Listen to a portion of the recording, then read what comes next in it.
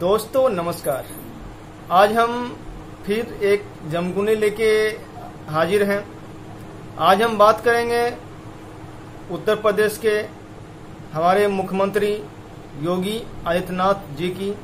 इनके जन्मदिन के बारे में जो भी गूगल से मालूम हुआ वह इस तरह से है।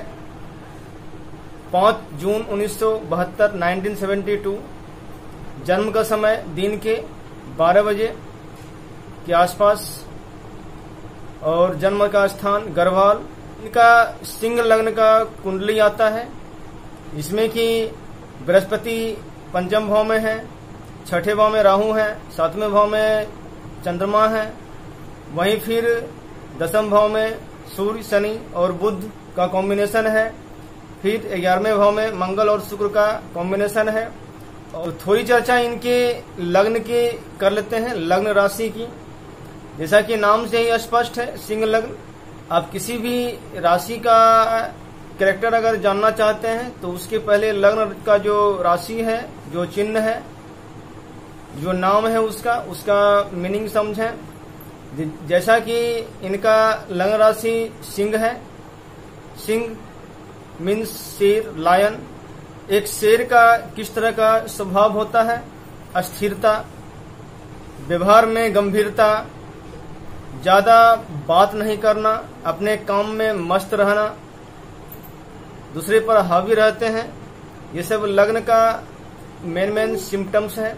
इसकी विस्तार से चर्चा हम कि राशि और उसकी विशेषता क्या क्या है, इसकी चर्चा हम फेस रीडिंग की सीरीज में करेंगे, मेष से मीन तक। अब चलते हैं इनके जमकुंडली की ओर, चार्ट की ओर। लाल किताब के अनुसार इस कुंडली में बृहस्पति का स्थान 5वें घर में है। तो बृहस्पति यहाँ 5वें घर में यह शो करता है कि जातक बहुत ज्यादा धार्मिक होगा। लाल किताब में इसे ब्रह्म ज्ञानी कहा गया है और सूर्य का अपना घर है और बृहस्पति यहाँ का कारक घर है, तो उच्च राशि के जैसा फल देता है। पंचम भाव में बृहस्पति कहीं न कहीं यह शो करता है कि पूर्व जन्म में आध्यात्मिक और धार्मिक क्षेत्र में बहुत ही आगे तक निकल चुका था। पंचम भाव का बृहस्पति संतान बाधा भी देता है। यह बृहस्पति कहीं न कहीं जातक को भौतिक सुख से विमुख करता है। फिर वहीं पर आप देखें तो ठीक इसके विपरीत यहाँ पर आप देखें 11वें खाने में मंगल और शुक्र का कॉम्बिनेशन है, जो यह शो करता है। मंगल शुक्र का जो कॉम्बिनेशन है, युति है, यह शो करता है कि जातक बहुत ज्यादा कामी होगा, सेक्सुअल डिजायर बहुत ज्यादा होगा। तो यहाँ पर आप देख रहे हैं कि जस्ट लाइक दो, एक बृहस्पति एक ये शुक्र और मंगल का जो फलित है, दोनों एक दूसरे के विरोधी हैं। जातक अगर भौतिक सुख की ओर अगर जाएगा तो फिर धार्मिक नहीं होगा। जातक अगर धार्मिक आध्यात्मिक क्षेत्र में जाएगा तो फिर वह भौतिक सुख को वह त्याग देगा। स्त्री के प्रति आकर्षण नहीं के बराबर रहेगा। तो इन दोनों विपरीत स्वभाव वाले फलित को देखने के लिए सबसे पहले आपको जमकुंडली में बुध का पोजीशन को देखें कि बुध का पोजीशन क्या है, बुध का फल, बुध यहाँ पर क्या कह रहा है। क्योंकि कहीं न कहीं बुध जो है ना जमकुंडली के सारे ग्रह को प्रभावित करता है और जातक के मन को, बुद्धि को, बुद्धि क्या है, जातक का अवचेतन मन है कि उसके मन में क्या चल रहा है, तो ये आपको देखना पड़ेगा।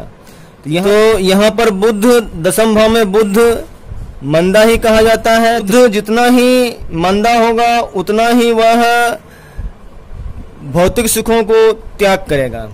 उसका वैवाहिक जीवन में कोई खास इंटरेस्ट नहीं रहता है। और साथ ही साथ देखें तो यहाँ पर यह है शनि के घर में भी है और शनि के साथ भी है। तो इस तरह की प्रवृत्ति को और भी ज्यादा यह बढ़ा देता है। शनि और बुध का जो कॉम्बिनेशन है, यह जातक में संन्यास प्रवृत्ति बहुत ज्यादा बढ़ा देता है। तो इस तरह से देखें तो यहाँ पर बहुत ज़्यादा जो सेक्सुअल डिजायर है और जो साधु स्वभाव, दोनों में से अगर तुलना करें, कंपैरिजन करें बुध को फलित को लेकर के, तो साफ दिखता है कि यहाँ पर बृहस्पति का प्रभाव यहाँ ज़्यादा हावी है मंगल शुक्र पे। तो इसलिए यहाँ पर बृहस्पति का जो स्वभाव है वही जातक के अंदर होगा, ना कि मंगल और शुक्र, जो मंगल और शुक्र का जो स्वभाव है उसका जातक पर प्रभाव पड़ेगा। फिर वही देखें यहाँ पर शनि अपने घर में है, तो ये साफ दिखाता है यह बहुत ही अच्छा राजयोग है। शनि अपने घर में है, अपने खाने में है, तो यह जातक को हर तरह का जो सुख संपत्ति होता है वह जातक को देता है। ये राजयोग इसे आप बोल सकते हैं। फिर वहीं आप देखें तो सूर्य और शनि का जो कॉम्बिनेशन है, तो सूर्य शनि का कॉम्बिनेशन कहीं न कहीं ये दोनों, ये पिता और पुत्र का, सूर्य जहाँ पिता है तो वहीं शनि पुत्र है, तो दोनों का जो कॉम्बिनेशन है वह जस्ट 36 का आंकड़ा होता है, अर्थात पिता और पुत्र में 36 का आंकड़ा रहेगा। कहने का मतलब यह है कि ऐसा नहीं है कि दोनों आपस में दुश्मनी होगी, ऐसी बात नहीं है। कुछ इस तरह से होगा कि दोनों एक जगह इकट्ठा नहीं रह सकते हैं, या एक दूसरे के विचारों में भी तालमेल नहीं होगा, किसी न किसी रूप से में यह एक दूसरे के फल को प्रभावित करता है। जैसा कि आप जानते हैं कि योगी जी बचपन से ही संन्यास ले लिए, तो कहीं न कहीं इनका माँ से, पिताजी से संपर्क, तो ये पिता से दूर रहे, तो कोई जो ही नहीं है कि दोनों में झगड़ा ही हो। हाँ, यहाँ है कि अगर दोनों सूर्य और शनि का जब भी कॉम्बिनेशन किसी भी कुंडली में हो, तो जातक को चाहिए कि वह अपने पिता के से अलग ही रहे तो ज़्यादा अच्छा है। पिता से अगर अलग रहेंगे, एक ही छत के नीचे दोनों अगर नहीं रहते हैं, तो फिर दोनों के संबंध अच्छे रहेंगे। दोनों अगर एक ही छत के नीचे रहेंगे तो आज न कल दोनों में दुश्मनी, दोनों में बैर स्वभाव स्पष्ट रूप से समाज को, देश को दिखने लगेगा। अगर दूर हैं तो फिर दोनों का अपना, दोनों में संबंध भी अच्छे रहेंगे और दोनों का भाग भी अच्छा काम करेगा। दसम भाव में सूर्य है, यह कहीं न कहीं राजनीतिक क्षेत्र की ओर भी ले जाता है। इसी दसम भाव में सूर्य हो या दसम भाव पर सूर्य की दृष्टि हो, दोनों जातक को राजनीतिक क्षेत्र में लेके जाता है और उसमें अच्छी खासी सफलता भी दिलाता है। दसम भाव का जो बुध होता है, यह व्यवहार में जी हुजूरिया इसको कहा गया है। लाल किताब में इसको ऐसा कहा गया है कि जातक दूसरे के हाँ में हाँ मिलाएगा, दूसरे की कई बातों को फॉलो करेगा। तो इसलिए दसम भाव में जब भी बुध हो तो जातक को चाहिए कि वह सेल्फ डिसीजन ले, दूसरे की बातों में हाँ में हाँ ना मिलाए, तो इनके सफलता के लिए बहुत ही अच्छा रहेगा।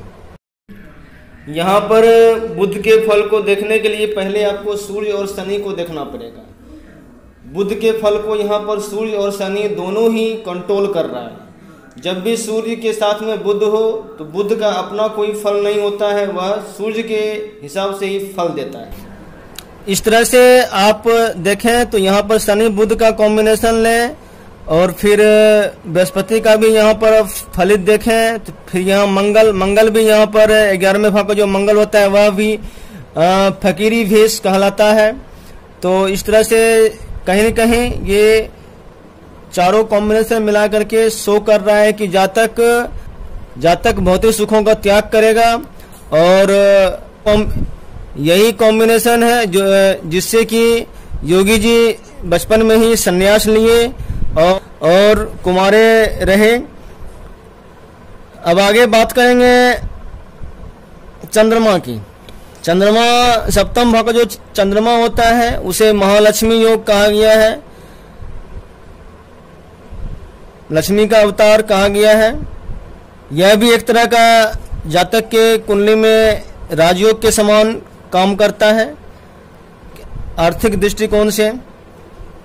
अब वहीं देखें राहु छठे भाव का राहु, देखें छठे भाव का राहु यह दुश्मन पर बहुत ज़्यादा हावी रहने का काम करता है।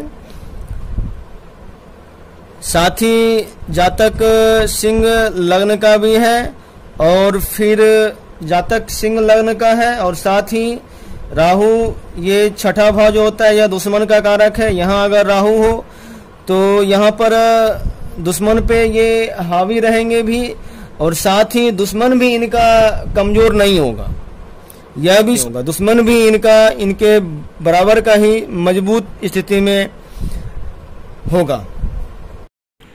तो यह एक तरह का संक्षिप्त परिचय था इनका।